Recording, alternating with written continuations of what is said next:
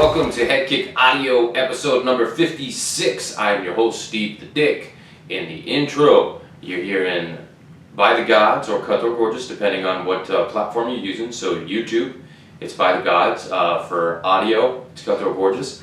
And then of course in the outro, it's always By the Gods.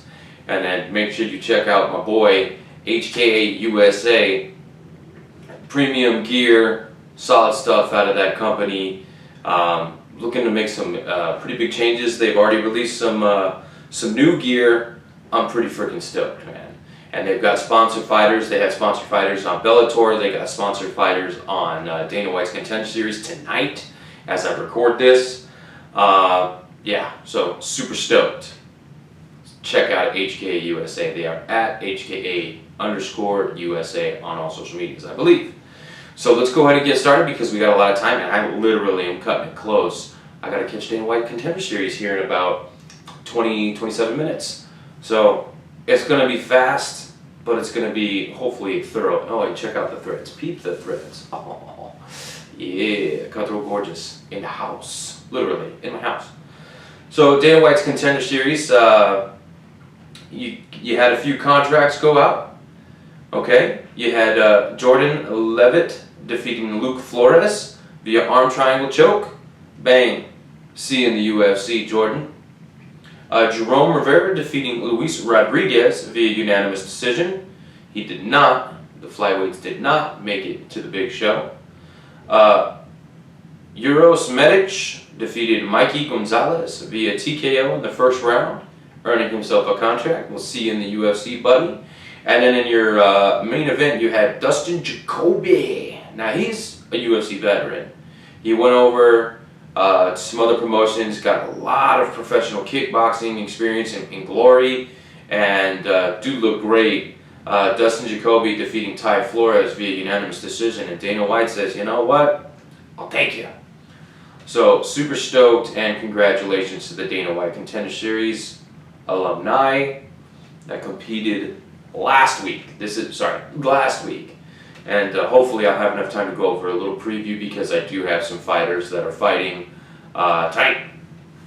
So Bellator 243, this is Chandler versus Henderson 2. I'll go over it briefly. I did catch the entire card.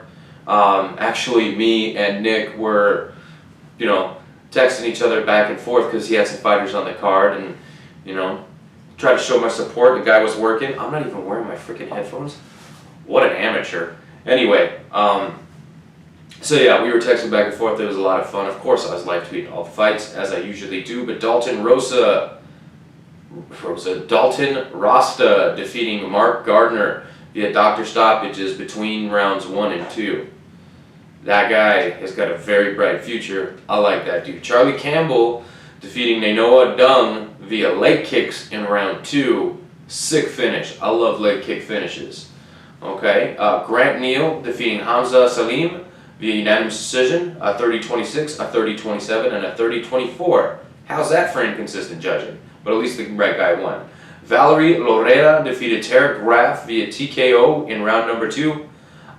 I thought they was going to give her the KO, but they went with the TKO stoppage there. So Valerie Loretta notches another win in Bellator. I believe she's at like 3-0 now. Chris Lencioni defeated AJ Agazarm. Agazarm? Anyways, via unanimous decision, 30-26, 30-27, 29-28. I believe this was the only fight that I didn't really pay that close attention to. I think the dude had like a strange phallic tattoo on his belly. I'll just leave it at that. I won't go into too much detail. You'll have to do your own research to find out. Anyways, and then of course, AJ being a poor sport, even Beltran was just like, come on man, check that is what you do. So, I don't know. Guy caught a lot of shit online and didn't really get any respect from me. It looked like Chris was doing his best, be not a poor sport, but be a good sport and shake the guy's hand as you would. And AJ wasn't having it. And then of course, everybody came, not out of the woodwork, I'd say, but everybody basically was just like, yeah, that guy's just a dick. I'm not pushing that narrative, okay? I'm just saying what I saw, dickish. Okay, and then Adam Borch defeating Mike Hamill via split decision, and I'll tell you, I put it in the fucking tweet. I did not agree with that decision. No, sir. I did not agree with that decision. I thought Mike Hamill won. I'm not going to, break it down because I don't have time, but this is Homer aside. Okay, yes, he trains from Arizona. Okay, and I've interviewed the guy. I like the guy. I've met him. Great dude. I can put that bullshit aside. He won that fight. Okay, this is why fucking inconsistent judging sucks, because fighters that are supposed to win lose. Okay, that was your prelim main event. I would just it was a fun fight. I liked the fight. There wasn't anything wrong with the fight. It was a great fight. Just fucking shit decision. Sabah Homasi defeating Curtis Millender via unanimous decision, 29-28 across the board. Both guys, Curtis Millender, I think this is their returns to Bellator. Sabah may have had one or two already, but they had stints in the UFC. I believe, don't quote me, but I think Sabah maybe had been on like an Ultimate Fighter, maybe? I don't know. But surprising result. Both guys known for their finishing abilities and whatnot, but crazy to end the decision. Miles Jury defeating Georgi Karahanian via split decision. Oh, I think this is when I had to go to bed. Because I missed all of this, by the way. I missed the top three. I said I watched the whole card. Whoop! Spoiler alert, I'm a fucking liar. I forgot this was on Friday and I had work on Saturday. So Miles Jury defeating Georgi Karahanian via split decision. Timothy Johnson getting the TKO over Matt Mitrione. Although I did see some internet words out there saying tweets. Jesus fucking Christ, saying that Mitrione got fucked by the referee. Might have to go back and see what that's all about, because the what do you call it? Anyway, the little I'm having brain farts because I'm trying to hurry. Anyways, the highlights show Matt Mitrione getting his face punched on the ground like this. Okay? Looked like a fair stoppage, but I didn't see what happened before that. Maybe there was like an eye poke or a dick kick or something, because dick kicks, let me tell you, they're on fire. Anyway, so that was your co-main event for 243, and then Bellator's 243 main event, Michael Chandler rematching Benson Henderson. The first time they fought, Michael Chandler took home the decision. Today, the judges could go get some fucking popcorn, go get a drink, go get hammered, because y'all suck anyway, because he knocks out Benson Henderson in the first round. I like Michael Chandler. I have liked Michael Chandler for a long motherfucking time. He's basically one of the very few people that are keeping me watching Bellator. Okay? And that was dope. It was nice. I liked it. I liked it a lot. It looked strange the way but Michael's just got fucking unbelievable power for a little guy. Okay, he really does. So he connected, and it's all he needed. All he needed. Beautiful, beautiful KO from Chandler. And over Benson Henderson, who's generally a tough out. He's only been stopped. Pettis armbarred him, and then RDA, Rafael dos Anjos, knocked him out, and then this finish here. I mean, he went, I think it was 5 rounds with Koreshkov. Andre Koreshkov, I think that's who was the champ at the time when he went over to Bellator. Went 5 rounds with that dude. Dude don't have the power like fucking Chandler though. Chandler, fucking awesome. Awesome. So this is they were both after this fight testing free, or they're free agents after this fight. So it'll be interesting to see where they go. Benson Henderson, coming off a loss, we'll see what happens there. Usually your bargaining power kind of goes away on a loss, but Benson Henderson is still a household name. I mean, the dude was UFC champ, and his Bellator run hasn't been super successful. So I don't know, but I know that Bellator's gonna be like, Chandler will give you another title shot in a fluke ass fucking. He shouldn't have fucking lost his title. Excuse me. There were shots to the back of the head and everything. I wonder what that was. Made a sound and everything. But excuse me. Yeah, that fight was bullshit, and I think that I just wish it hadn't happened. But okay, it did. Move on. Bellator's gonna hold that over his head. You know, UFC could theoretically just be like, yo, Chandler, we'll sign you. We'll give you an immediate title shot. Now, I'm not saying that Khabib would get past Justin Gaethje. Okay, but I'll tell you this right now: Michael Chandler versus Justin Gaethje. Oh, Michael Chandler versus Khabib. Oh, I'll take either one. I'll take Chandler versus Cerrone. I don't even give a fuck.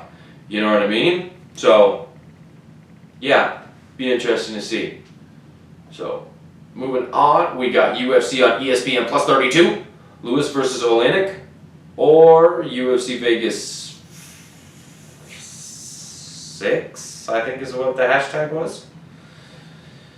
This is a joke card. Almost every single fucking fight was either fight of the night worthy or performance of the night worthy. And it sucks I only have 15 minutes to fucking talk about this card, because holy shit was this a badass card. Okay, and there were some finishes on here, so that'll help me get through this. Okay, but Irwin Rivera defeats Ali Al-Kasi, maybe, via split decision. Okay, but that doesn't tell you the whole story. The whole story was this was a fucking cool fight, man. This is Rivera's second fight after taking a short notice fight for his UFC debut. He steps up only like a month or two later and notches his first UFC win. And this time at bantamweight, as more natural weight class. And you can see he can be competitive at bantamweight. So good for Irwin. We got to move on. Yusuf Zalal. Now check it out. Slippery Peter Barrett, okay? That dude is fucking tough. Okay, I'm gonna have to look for performance of the night. I'm gonna look up the bonuses, okay? I will make fucking time. But Yusuf Zalal, 22, 23 years old, holy shit. Like, I am scared to see what's gonna happen in the next 5 years. All these kids that have been training, like, dude, this is fucking insane. Okay, seeing the skill levels of these guys at such a young age is scary. Borderline creepy how good this guy is. Okay, Yusuf Zalal trains with a good team out in, I think it's Factory X? I don't know the fucking gym off the top of my head, but that might be it. So, don't quote me, but if I'm right, fucking quote me. Alright, but Yusuf Zalal defeating Peter Barrett via unanimous decision. Barrett, tough son of a bitch, made it a fun fight. Yusuf Zalal, with his creativity, made it a fun fight. This was just a fucking badass fight. Okay, but Zalal gets the win here. Gavin Tucker defeating Justin James via rear naked choke in less than 2 minutes into round 3. Now again, this doesn't tell the whole story. Gavin Tucker had his shit fucked up. He was fucking this close to getting knocked out by Justin. Okay, in the first round. He comes out in the second round, and it's like he fucking turned a corner and was like, fuck you, bro. Fuck you. And basically, it was his fight from there. You know, Justin James took a lot of fucking big shots, and again, both these guys' toughness made it a really fucking fun fight, but at the end of the day, Gavin Tucker was able to get it to the ground. Actually, James initially took it to the ground at the end of the second, and was reversed after having a pretty deep guillotine in. And I think that's where, you know, the fucking switch just went on for Gavin. But the governor, he got a win. I'm not even sure how that's going to sound. Okay, Wellington Turman. Okay, this kid fights out of Brazil. Yo, a young up-and-coming guy. He goes by the Phenom, and I heard some people say, I get it, it needs to be BJ, he's the only... Yeah, well, look, fucking BJ's come and gone now, so... maybe somebody else can hold that nickname. Okay, I'm not upset, but that's just me. Anyway, Andrew Sanchez coming out with a fucking mullet and I guess if it's bad, it's good, right? I'm gonna go with that. It was a pretty bad mullet, so it's pretty wicked. And he came out like in a karate stance. It was crazy. And his hands like at his fucking hips. Kind of like the co-main event. We'll get to that. But like it was pretty interesting, and both guys were tagging each other. Andrew Sanchez just says, nah. Fucking spinning back, boom! That shit was, no, it wasn't that one. Sorry. Wrong fight. It was, boom! Okay? Knocks the dude out. Follow-up punches, and then pulls away saying, hey, he's done. Okay, sorry, the spinning back fist was, on the main card. We'll get there. Sorry, I'm getting excited. But goddamn, Andrew Sanchez is starting to show that he's more of a mixed martial artist, and not just a fucking wrestler, a tough wrestler at that. That, everybody, calls him. Cool shit. Andrew Sanchez gets the knockout win over Wellington Turman in round number 1. I don't hate this guy's name, I just don't know how to say it, so Nasrat Haqparast, I'll just go with that, defeated Alexander Munoz via unanimous decision. Competitive-ish. Nasrat definitely, was able to pick him apart against the feet, stuff a lot of takedowns, and basically just keep the fight where he was comfortable. He did take a couple shots, but that was an easy decision for Nasrat. And then Tim Means gets the win over Laureano Staropoli via unanimous decision, a 30-27 and 229-28 in a beautiful veteran performance from Tim Means. Did exactly what he needed to do to secure rounds and get the victory. Good for Tim Means. It's good shit. I like the Dirty Bird. I like his fighting style. Although I think since he went toe-to-toe with Matt Brown with the elbows, I think since then, when some guys got flat, when some guy's flashy, he goes with the veteran shit. He's like, nah, I'm gonna fucking push you up against the cage, I'm gonna dirty box you, I'm gonna do shit like that. I'm not gonna walk right now because I'm in the middle of a show. Alright, now here's the spinning back fist KO finish. Beneil Dariush defeats Scott Holtzman via spinning back fist in round number 1 with only about 22 seconds left in the fucking fight. Bro, that shit was dope. Unfortunately, Beneil missed weight, so I'm pretty sure he didn't net a bonus. But you know what he says in his post-fight interview? Fuck, I'm running out of time. He says, if that performance was bonus-worthy, give it to Holtzman. Holtzman had never been finished. Very, very tough guy, okay?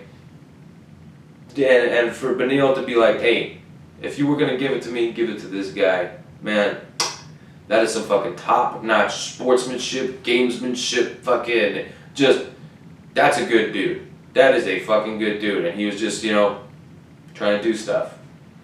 Yana Kunitskaya defeated Julia Stolyarenko via unanimous decision, 30-26, 30-26, and 30-27. The story of this fight, Yana Kunitskaya takes Stolyarenko to the cage and basically knees the shit out of her stomach. Julia tries to pull guard, gets her down a couple times and tries to work her arm bar, but Kunitskaya, a little bit too savvy on top, and really, really easy victory for Yana Kunitskaya here. And that, Stolyarenko, this is her second UFC stint after the Ultimate Fighter, where she lost a split decision, was bounced out, and she won 5 straight, 4 arm bars and a fucking title with Invicta. So in that performance, it looked like she didn't belong, but was Yana Kunitskaya's game plan just that fucking perfect? I don't know. Darren Stewart defeats Maki Pitolo via submission guillotine choke in round number 1. Darren Stewart and Maki, both guys with a lot of power, great strikers, but the fight hit the mat, and Darren Stewart, the dentist, I need to see him about a tooth back here. I can't find it. Anyway, I thought Pitolo was going to come in and, be the lighter, smaller dude, and use his speed advantage and work some nice crisp punches and get the KO. But Darren Stewart had other plans and finishes Pitolo. By the way, my picks aside from the main and co-main, really, they fucking sucked. So, I don't know. Anyway, so that was your featured bout, and then in your co-main event, Chris Weidman defeats Omari Akhmedov via unanimous decision, 29-27, 29-27, and 29-28. Of course, that third round being quite dominant with Weidman in mount for the majority of the round. It's probably what netted him the 10-8 from those judges, but it was a interesting performance. It looked like Weidman has been working with Wonder Boy quite a bit, and it may have gassed there a little bit, okay, but was still able to maintain top control for, like I said, the bulk of round 3. But he came out in a karate stance, you know, looking to strike. And I don't know if that style is going to be good for Weidman because, well, it was the first time we've seen him do it, and he gassed out. Typically, Weidman's gas tank looks pretty good. But I'll tell you what, maybe something went wrong in the weight cut, because even, you know, before weigh-ins, he was looking a little death-like. So maybe the cut from 205 to 185, because his last fight was at 205, maybe he just needs to, you know, fill in the gaps there. First fight back at 85, he gets the win over Akhmedov, who I think was like on a 6-fight win streak or some shit like that. Dude's got wins over Tim Bosch, a bunch of tough guys, so he was looking to, you know, take his game one step further and get a win over a former champ, and it did not happen.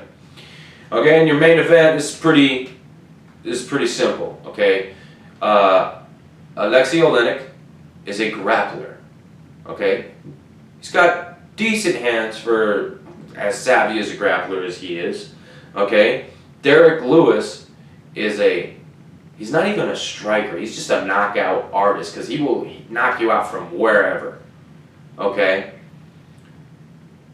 And let me just tell you, hot balls, okay? Mr. Derek Lewis, he holds the record for the most knockouts at heavyweight in the UFC, which is, it's fucking cool. Congratulations, Mr. Derek Lewis, getting a knockout over Alexei Oleinik in round 2, just 21 seconds in. So the first round kind of went like this. Derek Lewis comes out and does Derek Lewis things, where he does, you know, big kicks and flying knees and, you know, big punches. You know what I mean? And Oleinik gets it to the ground. Well, actually, I think Lewis pushed him up against the cage, took him down. Oleinik was able to reverse and had him in this, like, fucking, like, I don't even know what you call it. It's like a bulldog choke, but their body's back here. Anyways, and the round ended that way, I believe. The round ended that way. So, and then Derek Lewis goes back to his corner. They're talking to him. Alexei goes back to his corner and lays down and puts his fucking feet on the cage, trying to get the blood back to the top half of his body, I presume. But it didn't matter, because 21 seconds later, he was getting his shit fucking punched hard. And my wife, she was just like, "Oh my God, did you see that?" I said, "See what?" Because I wasn't fucking looking at TV. I saw the knockout. I mean, of course, I was probably on my phone, doing a live tweet or whatever. And she rewinds it. And if you see Derek Lewis's face as he's chasing down Oleinik, let me just say, I feel bad for Oleinik, because that was the last thing he saw before his ass got knocked out by Derek Lewis, which is already scary enough. But the face Derek Lewis made, I don't know if he really had to take a shit that fucking bad, or if he was after that man's life. It was terrifying. And if I never have to see that again, I'm okay. Like, I'm good. I think I'm good. So, I don't know what you do from here, because Derek Lewis, obviously, he could fight for a title right now. But Ngannou, I think the dude is next in line. But we have to see this weekend what happens between Stipe and DC. I don't know. I'm going to fucking go over if I keep talking about this shit, so I'm just going to fucking nip it in the butt there. I think we do Ngannou Lewis 2 if both men retire and just have those two fight for the title, because I can definitely foresee that. But if Stipe wins, I don't think he retires. I don't think so. So there you are. Now let me see if I can find. Okay. Let me see if I can find the bonuses before I let you guys go.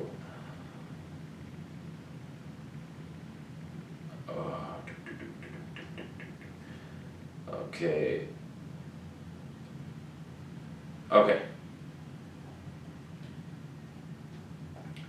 Okay, Beneil Dariush is not mad that he didn't get the bonus, and then, you know, I guess he explains why he missed weight. Okay, so it looks like Darren Stewart gets a bonus for his guillotine choke. How did Kevin Holland not get talked about? Well, Kevin Holland knocked out Joaquin Buckley. How did I miss that? Okay,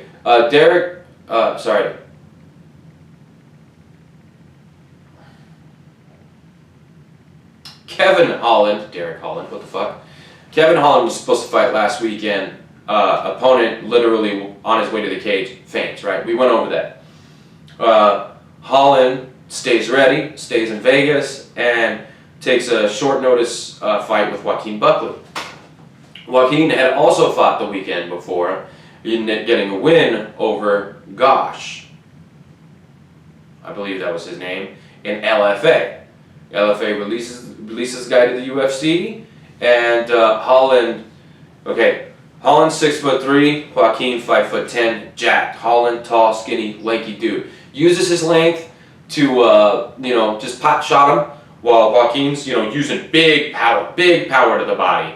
Okay, even a quick dink to the junkies, Okay.